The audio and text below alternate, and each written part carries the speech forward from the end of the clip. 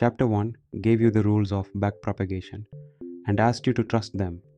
This chapter earns them. We derive everyone from calculus. Here's the path.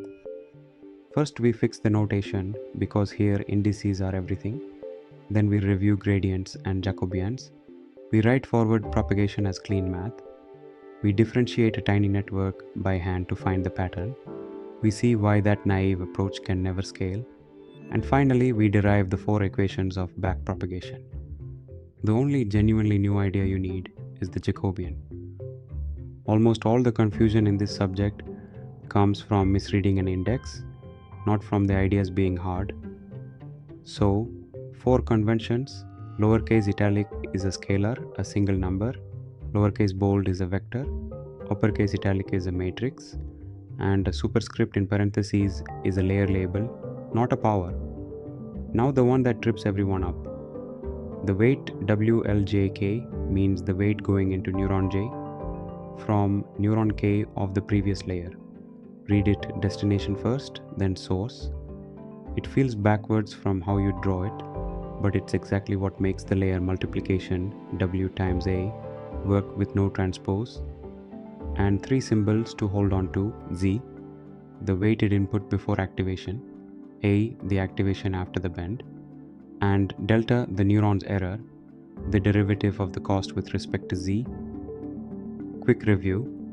A gradient takes a function from many numbers down to 1 and stacks all its partial derivatives into a vector that points towards steepest ascent. The Jacobian generalizes that to a function from many numbers to many numbers. It's a grid, rows are outputs, columns are inputs, and entry ij is how sensitive output I is to input j. A gradient is just a Jacobian with a single row. And here's the special case that matters most. When a function acts element by element, its Jacobian is diagonal. And a diagonal matrix times a vector is just an element-wise product. That is why backprop is written with the little circle, sigma prime of zoo, instead of a full matrix. Now the chain rule seen properly. For a single path, v depends on u depends on x. The derivative is just the product. But when x reaches y through 2 intermediates, you get a sum.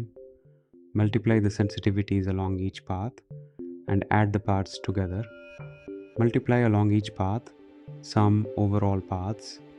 Hold that phrase because a neuron fans out to every neuron downstream. So every input has many paths back to the cost, and the chain rule has to add them all up. Write that in matrix form, and the chain rule becomes multiply Jacobians. The shapes line up by themselves, and m by k times a k by n gives an m by n. And entry by entry, it's still that same sum over paths.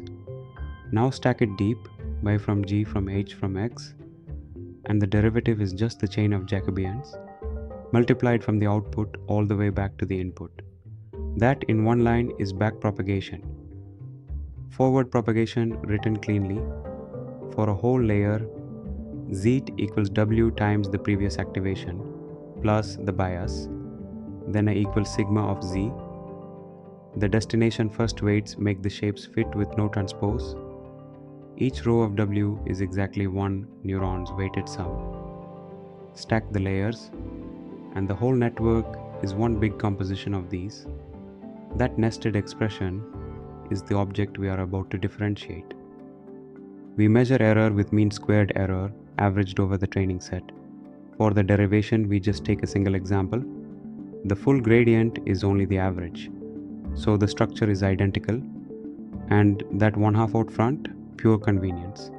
Differentiating the square drops a factor of 2, and the half cancels it. It changes nothing about where the minimum is. Every operation inside a neuron has a small, clean derivative. Adding the bias passes gradient straight through. A sum sends a 1 to each input. The weighted sum's derivative, with respect to a weight, is just the input that rode in on it. And the activation's Jacobian is diagonal, sigma prime of z. The sigmoid is special. Its derivative is sigma times 1 minus sigma.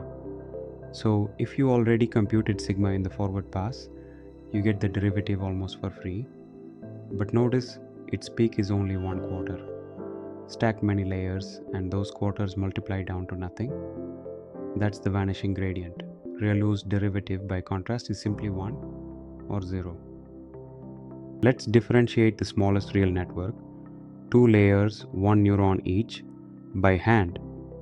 The last layer gradient is a short chain, the prediction error times sigma prime times the incoming activation. The first layer gradient is a longer chain, but look, it starts with the exact same factor. 3 things to notice. 1. That end error repeats, so recomputing it is waste. Save it once, and that is the seed of delta. 2. Every layer multiplies in another sigma prime, each at most a quarter, so deep products vanish. And 3. Every gradient has the same rhythm, the error from the end times the input that fed the weight. So why not just do that for every weight? Because the cost is brutal.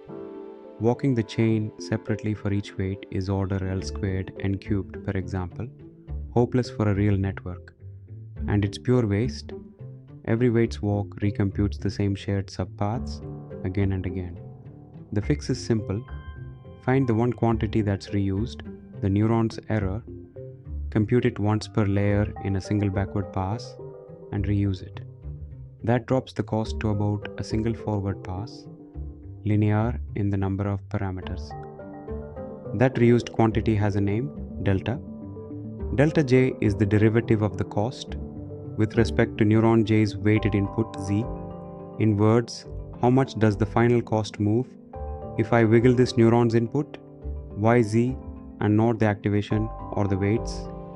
Because Z is the perfect hinge, everything upstream, weights, bias, inputs, feeds into Z through linear operations only. So once you know the error at Z, the rest is trivial. And everything downstream is already bundled inside delta by its very definition. Delta cleanly splits the easy local part from the hard global part. So the strategy is compute delta at the output, push it back layer by layer, and read off every gradient as you go. Here they are, the 4 equations. BP1 starts the error at the output, prediction minus truth, scaled by sigma prime. BP2 is the keystone. It propagates that error backward. Take the next layer's weights, transposed, times the next layer's error, element-wise with sigma prime. BP3 says the bias gradient simply is the error. And BP4 gives each weight gradient as an outer product, the error at the destination times the activation from the source, and the transpose is the whole secret. Forward, the signal flows through W. Backward, the error flows through W transpose. The same connections reversed. And if sigma prime is near 0 at some neuron, the error chokes off right there. That's the vanishing gradient in a single symbol. Put it all together, and here is the entire training loop. 1. The forward pass, compute and store every Z and A. 2. The output error from BP1. 3. Backpropagate it layer by layer with BP2. 4. Read off every bias and weight gradient with BP3 and BP4. 5. Update, step every parameter against its gradient. One forward sweep, one backward sweep, and every gradient falls out. Gradient descent does the learning. Backprop's only job is to compute those gradients cheaply. That's the engine, fully derived.